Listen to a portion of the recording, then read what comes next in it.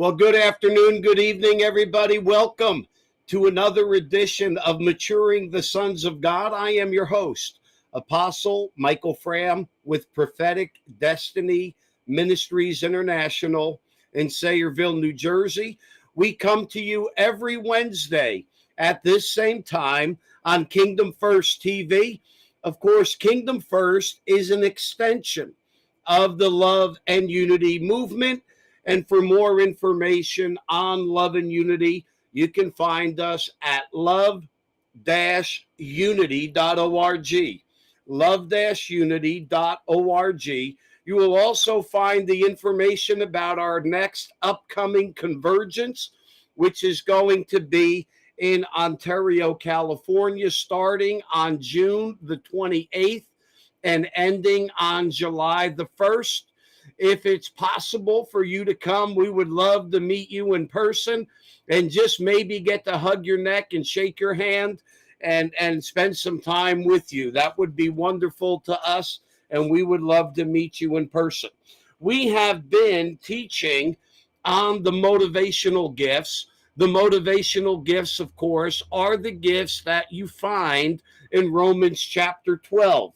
There are the manifestation gifts, there's the motivational gifts, and there is the ministry gifts. We did 30-something broadcasts on the manifestation gifts, commonly known as the gifts of the Spirit. We're in the middle of talking about the motivational gifts, and when we are done teaching on the motivational gifts, we're going to get into the ministry gifts, also known as the fivefold ministry or the ascension gifts of Christ. We've been teaching here. We ended up last week in talking about the gift, the motivational gift of giving. And so we're going to finish that tonight, and then we're going to get into the next one of the gifts.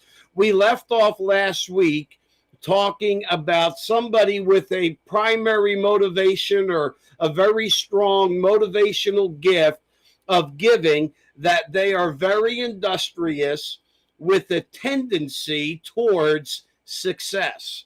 And this is a common characteristic or a common trait of somebody with a motivational gift of giving. Those were all that ended talking about the positive character traits or the positive ways that a person with the gift of giving would be motivated. Now I want to look at some of the negative aspects or the negative character traits of somebody with a gift of giving. The first on the negative side, and something that somebody with a motivational gift of giving has to guard against, is they have a tendency to pressure other people to give. See, people that are givers, that have a motivation of giving, they think everybody should be giving. They think everybody should be ponying up to the table. And so they try to put others to do what they are motivated to do. In fact, it seems like a lot of those that have, especially some of these where it's more actual doing type of motivations, they think everybody should be motivated the way that they are. And so because they are motivated to give of their treasure, of their time, of their talent, they think everybody should be doing it as well. And so what they have to guard against is frustration when others aren't motivated to give like they are motivated to give. And so that's one of the negatives that they have to guard against. The second negative for somebody with a strong motivation to give is that they may actually upset their family and their friends with unpredictable patterns of giving. Somebody with a primary motivation to give, they'll just hear of a need, and like we said before, when they love to know that what they gave met a specific need, that just totally makes their day. But many times, their family and their friends who maybe don't have that same motivation to give, that they will actually say to them, well, what are you doing? You're always giving. You're always, what's wrong with you? And people may actually get upset with them because they give so to others haphazardly or unpredictably. It's like the giving motivated person, they hear of a need and they're just trying to figure out how in the world they can help meet that need. And so what they have to guard against is you may be turning off your family and your friends by your giving patterns. And so it's one of the negatives. The other negative, and this, because they're so driven to give, many times they use financial giving as a way to get out of other responsibilities. Many times, you will have a say at a church, you're going to have a work day. And the work day is just that. It's a work day. And everybody comes and volunteers their time and they roll up their sleeves and they help. Many times, those with a giving motivation, we're cleaning up the church, we're fixing things that need to be fixed, and we're going to spruce it up. It's spring cleaning. We're going to do all of that. And everybody is pitching in and everybody's doing their part. Many times, one with a giving motivation, they will say, well, what can I give? They want to give money. What can I pay? I'll buy supplies. I'll buy food. I'll do this, as a way to get out of doing manual labor. And so one of the things that a giving motivation person has to guard against is using money as a way to get out of doing what they might consider menial tasks or what they might consider as manual labor. Again, this is something that a giving motivation person has to guard against. Now, the best biblical example that we have of somebody with a giving motivation was Dorcas. You remember that when Dorcas died, the widows were in mourning because they said how her giving, how she was always making things and giving things to other people to meet their needs. And without her being there, a lot of these felt like maybe their needs were not going to be met because Dorcas had this practical way of meeting the needs of other people. And so she was just a great example. She was looking for nothing in return. It was just genuine from her heart that she was wanting to meet practical needs. Let's go into our next motivational gift. This one is called leading, or it's also called the gift of administration. Some people just have a natural ability to lead. They have a natural ability to administrate. They have the ability to see who's gifted in what ways and who would be the best person to do the best job. I remember years ago, this is probably about, I'd say 7, 8 years ago, maybe that amount of time. I was overseeing a local church here in New Jersey, and we were going to have one of those days where we all came and worked at the church, and we were actually painting the church. We were painting the lobby. We were painting what used to be like a nursery, and we were going to turn it into a prayer room for pre-service prayer and for in case we needed to take somebody into a room after service for either counseling or maybe to pray with them further regarding their new salvation where they gave their life to Christ, or they wanted the baptism and they wanted to release their prayer language. So it became a prayer room, and it used to be a nursery. And so we were painting that room, and we were painting the front lobby. And we had a woman in the church at that time, and it was amazing. She immediately just jumped into, all right, you do this, you do this, you do this, you do here, you do.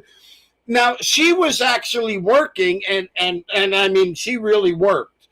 But it was amazing to watch her. It was the most natural thing in the world to say, you do this, you do this.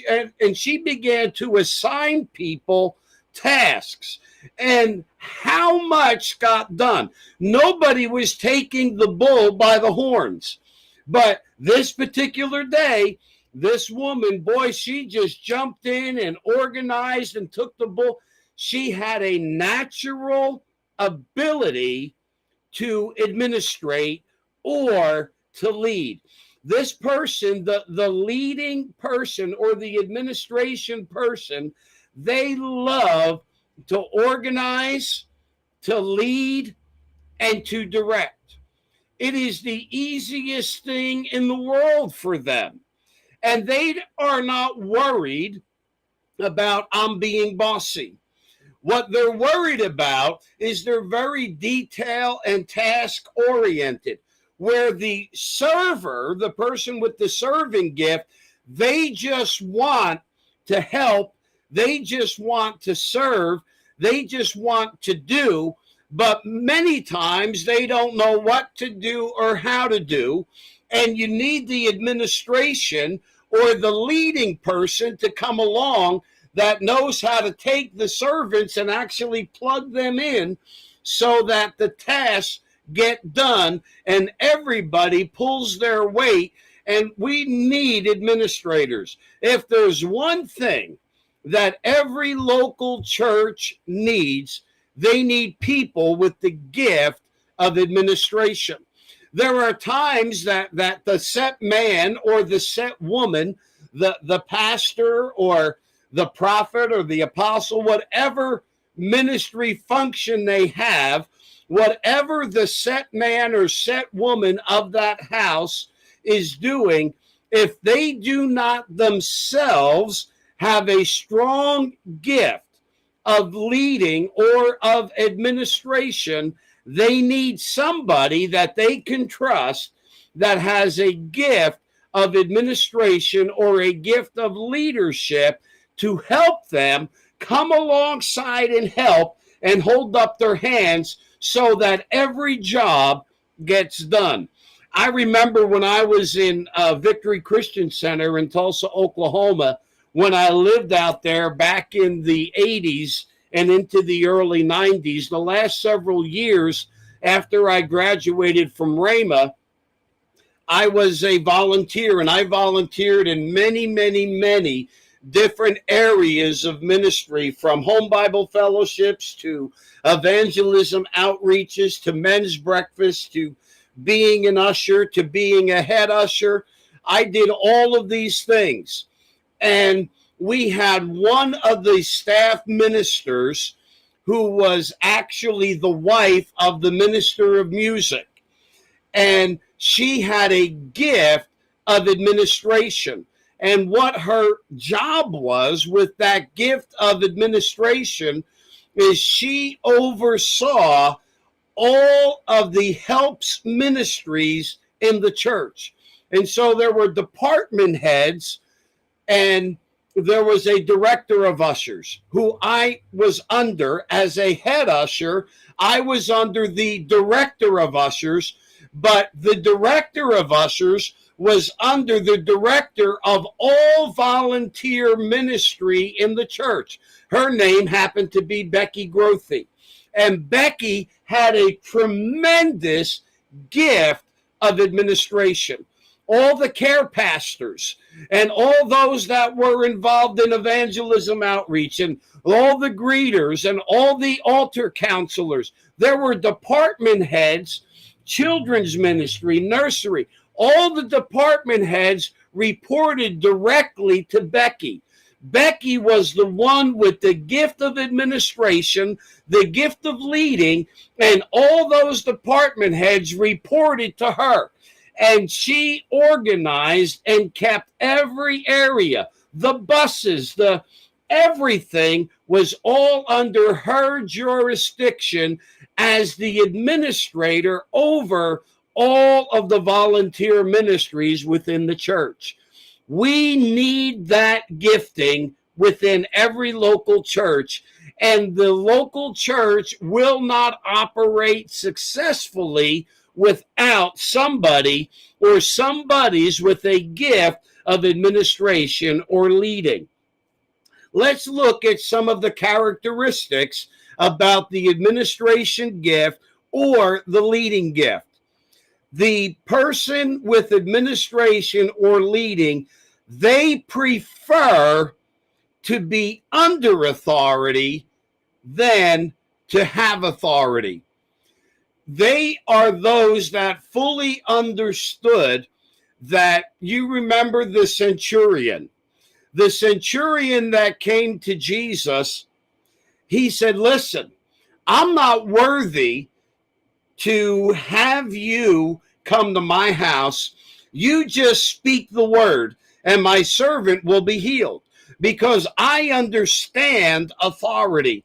I say to this one, go, and he goes. And to this one, come, and he comes. But I am also under authority, because I have those that are over me that tell me what to do. I remember when I was in Rhema, we had a course that we had to take that was called Submission and Authority. And in that course, we were taught that one can only exercise authority to the degree that they are under authority. And that's a biblical principle. One can only exercise authority to the degree that they are under authority. And so many times people with administration, people may think that they're bossy and they're telling people what to do, but they only are to the extent that they're operating under the authority of those that are under them.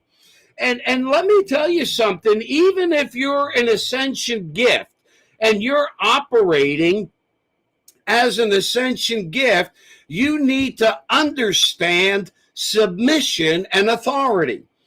Next week, I'm actually driving up into Canada, and I will be ministering with some dear friends up in Canada. Well, I talked with them last night before we had our Canada Zoom for Love and Unity, and I said, listen, I'm coming in under your authority. Is there anything that you want me to steer clear of that you don't even want me to mention? Is there anything particular that you want me to mention or that you might want me to talk about? Why? Because I can only exercise authority to the degree that I am under their authority. I asked them what their dress code was. How do you want me to dress? Do you want me to wear a jacket and tie? Or are you okay if I wear jeans and a dress shirt and my snakeskin boots? And so submission and authority is not just for when it comes to helps ministry. Submission and authority is important even with peers in ministry. Not too long ago, I was down with Apostle Ronnie and with Pastor August in our Love and Unity family. Well, when I'm in there and I'm ministering for them, I am under their authority.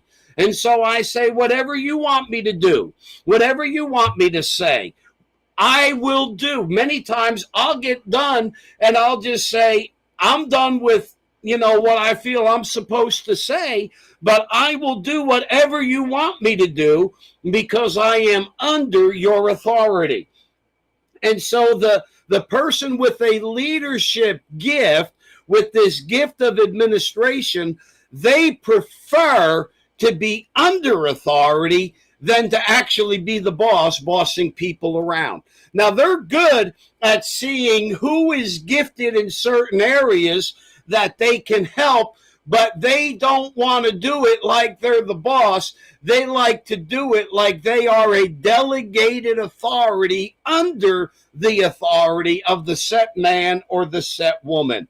And that's really important, not just for administrators or department heads or leaders in ministry, but it even comes into play in our interpersonal peer relationships in ministry.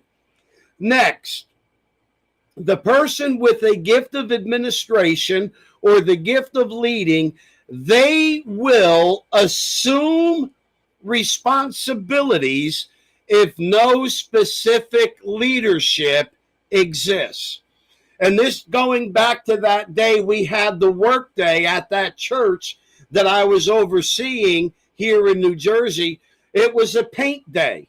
And I'll be honest with you, I don't know a whole heck of a lot about painting other than the fact I try to get more on the wall than I get on me. And I try to have drop cloths down so I don't get it on the carpet. That's about the extent of what I know. I'm not a great painter, but this particular day, there was no real specific leadership. The only leadership that I gave as the set man in that house is we're painting this room and this room. And I want these colors in these places. That was it. As far as assigning who to do what, assigning who to get on the ladder, who to be down, who to put the roller on the stick, who to do the trim, who to make sure the drop cloths were in the. I knew this room, and these colors. The top half of the wall this, the bottom half of the wall that. That's what I knew. So we had this woman, she assumed the responsibility because there was no specific leadership there. And the administration person, the gift of having this leadership ability, they just spring into action and they assume the responsibility to make sure that everything was done. The other thing you're going to find about somebody with a gift of administration or a gift of leadership, they are a natural and capable leader. Now, I've told you before, and I'm going to repeat it again, is I've taken these profiles multiple times through the years. And what's really, really odd, and I am definitely a strange duck, okay? I'll just fess up and be honest. I'm a strange duck because I score very high on the prophecy perceiver gift. I score very high on the teaching gift, very high on the exhorter gift, but I also score very high on the leadership or administration gift. And to find a perceiver, prophecy motivated person with a strong gift of administration or leadership is not normal. But whoever said that Michael was normal? Nobody ever said that Michael was normal. I am about as strange a duck as you will ever find. But there is a natural leadership gift. I've been involved in the workforce my whole life. I'm 4+ decades in ministry, and I've always been bivocational. And being bivocational, I've worked in the restaurant business. I have worked in different sales capacities. I've been in retail carpet. I've been in retail furniture. I've sold rainbow vacuum cleaners. I've sold windows and doors. I've been a warehouse manager in operations in the retail furniture business. Again, about 20 years of my life, I've been in the restaurant business. And in every business that I have been in, I've always risen into some type of leadership. Why? In the church, I've risen to a type of leadership. Why is that? Because I have a natural leadership gift. I was born with it. Remember, these motivational gifts, they are things that you are born with. They take on their true meaning when you come into the kingdom. But I've always been a natural, capable leader. And people with this gift, they have the ability to always take charge. They are recognized for their leadership ability, and they just rise into leadership. All right, I'm going to address some of the comments on the screen. Jerry, you're asking where to get the profile that you can take. And again, I'll mention it, Don and Katie Fortune. It's spelled fortune like fortune cookie, Fortune, Don and Katie, Katie. They have a curriculum that's out there about discovering your spiritual gifts, and they have profiles that you can take to help you identify what of these motivational gifts you're really strong in. Thank you, Renee, for picking on Pops. Yes, I am very peculiar. I admit it. And also, thank you, son. Stephen, you called me Chef Pops. That's fine. I live up to that. All right. Well, I'm just about out of time for today. Let me just remind you again, I appreciate when folks sow into Prophetic Destiny Ministries. You don't have to, but we really do appreciate it. You help us take the message of the kingdom around the world. And we're reaching the world through Kingdom First TV. You can sow at any time into Prophetic Destiny, paypal.me/Prophetic Destiny Min, or by Cash App, the $, and then the word Prophetic Destiny.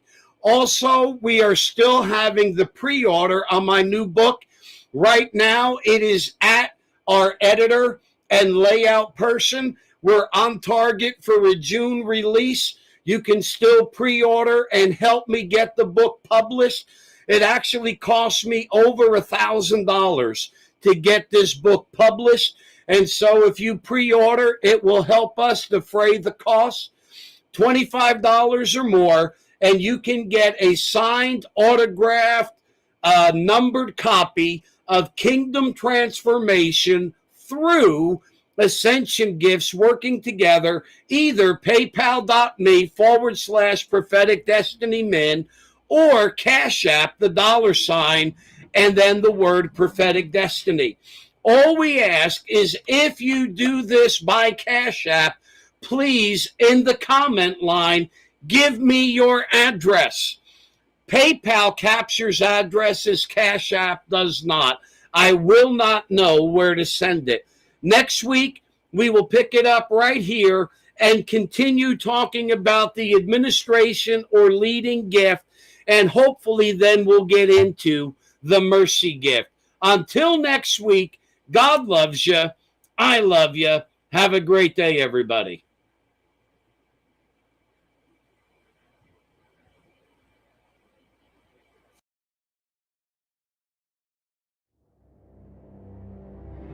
Thank you for watching Kingdom First TV, your station for kingdom inspiration.